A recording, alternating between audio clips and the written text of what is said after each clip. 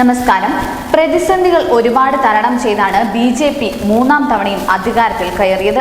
എങ്കിലും ഇപ്പോഴും ചില പ്രശ്നങ്ങൾ പാർട്ടി നേരിടുന്നുണ്ട്. ബി.ജെ.പിയുടെ ഭാഗമായ 4 രാജ്യസഭാംഗങ്ങൾ കാലാവധി പൂർത്തിയാക്കിയിരിക്കുകയാണിപ്പോൾ. ഇത് കാരണം രാജ്യസഭയിൽ പാർട്ടിയുടെ അംഗബലം 86 കുറഞ്ഞിരിക്കുകയാണ്.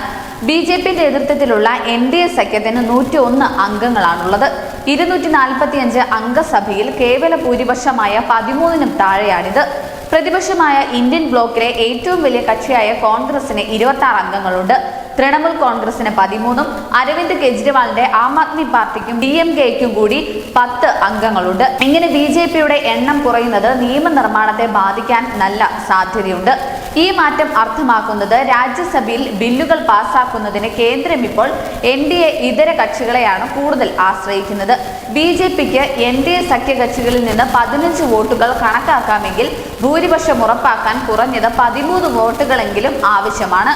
പാർട്ടി നയിക്കുന്ന എൻ.ഡി.എ മുന്നണി നിലവിലെ ഭൂരിപക്ഷത്തിന് താഴെയാണെങ്കിലും BRS-ഉം YSRCP-യും AIADMK തുടങ്ങിയ സൗഹൃദ പാർട്ടികളുടെ പിന്തുണ ലഭിക്കാൻ സാധ്യതയുണ്ട്.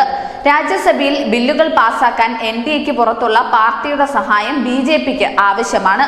രണ്ടാം മോദി സർക്കാരും ഇത്തരത്തിലാണ് ബില്ലുകൾ പാസാക്കിയിരുന്നത്. ഇതിനാൽ തന്നെ പ്രധാനപ്പെട്ട ബില്ലുകൾ വൈകാൻ സാധ്യത കൂടുതലാണ്. News desk, news India Malayalam.